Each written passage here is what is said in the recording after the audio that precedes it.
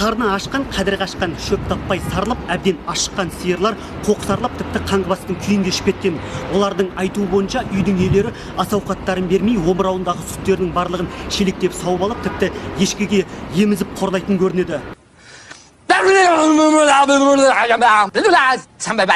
Деп мөңіреген сиырлардың мұңын шағып, түйенің қорасын қаққан болатынбыз. Ләммим дейтін жан табылмады. Керісінше біздің жейтініміз жанға, сол себептен бұны үйдің иелері ғана шешеді деп жайбарақат жүр. Ал үйдің иесі болса, дым жоқ, ақша жоқ. тұрып жатқан паналарының өздері адам төзгісіз, есіктері майысқан, қабырғалары қайысқан, шұрық тесік шатырдан аққан су тіпті қорамызды төбемізге опырып түсеме деп жанымызды шөбірекке түйіп отырамыз дейді. Бетінің суын бес төккен мына малдар.